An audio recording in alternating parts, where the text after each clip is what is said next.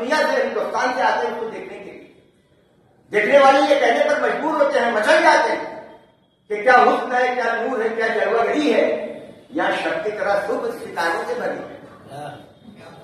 یہ تو صبح وہ صبح جس پر رات کا گمان ہوتا ہے, کیوں خوبصورتی. لیکن غالب کی نگاہ اور آگے جاتی. غالب کہتے ہیں کہ کوئی ڈبکی لگا رہا ہے گنگا میں, شردا کے ساتھ اسنان کر رہا ہے, مندروں سے گھنٹیاں کی آزاد آ رہی ہے, منتر پڑھے جا رہے ہیں, یاد کیے جا رہے ہیں, پوجا پاٹ ہو رہا ہے, مبہوت ہو جاتا ہے. اور پھر ان کی آواز تیز ہوتی. کہتے ہیں کہ یہ تو کعبہ ہندوستان ہے, کاشی کو کہتے ہیں.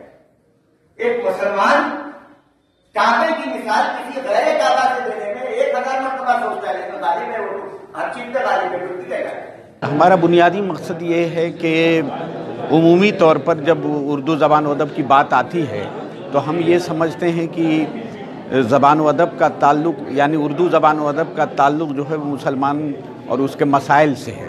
عمومی طور پر یہ بحث ہوتی رہی ہے دوسری کمیونٹی میں, دوسری زبان کے لوگوں میں, لیکن دراصل اس کے حوالے سے یہ باور کرانا ضروری ہے کہ جو ہمارا اردو ادب کا اثاثہ ہے, چاہے وہ کلاسیکی شعر و ادب ہو یا موجودہ دور کا جو ادب ہے, اس میں ہندوستانی تہذیب و ثقافت کس طرح سے ریفلیکٹ کرتی ہے. نئی نسل کے حوالے سے یہ عرض کرنا چاہوں گا کہ دراصل یونیورسٹی لیول پر اس طرح کے سیمینار کے انعقاد کے پس پردہ نئی نسل کی ذہنی تربیت بھی کرنا ہے.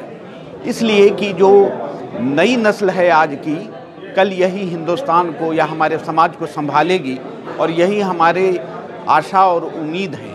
تو انہیں یہ سمجھانے کی ضرورت ہے کہ کس طرح سے اردو کے شاعر اور ادیبوں نے یہاں کی تہذیب و ثقافت کو نہ صرف اپنے سینے سے لگایا ہے بلکہ اپنی تخلیقات میں بھرپور اور پوری نمائندگی کے ساتھ اس کو برتا بھی ہے. تو اس طرح سے ہم یہ چاہتے ہیں. ایک تیسری جو اہم بات ہے وہ یہ ہے کہ اردو کے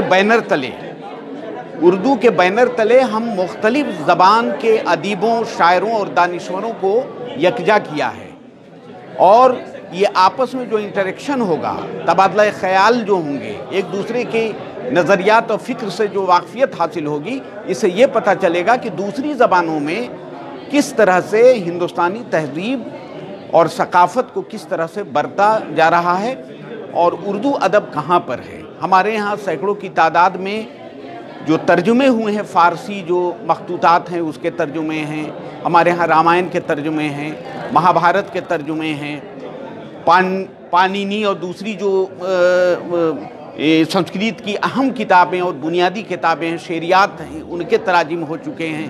کہ میں اردو شعبوں کے یا دوسرے اکیڈمیز کے سیمینارز میں جاتا رہا ہوں, اور میں یہ سمجھتا ہوں کہ ہندوستانی مذاہب, فلسفہ اور ادب کے موضوع پر جو یہ سیمینار ہوا ہے, اس نوعیت کا سیمینار اس سے پہلے نہیں ہوا.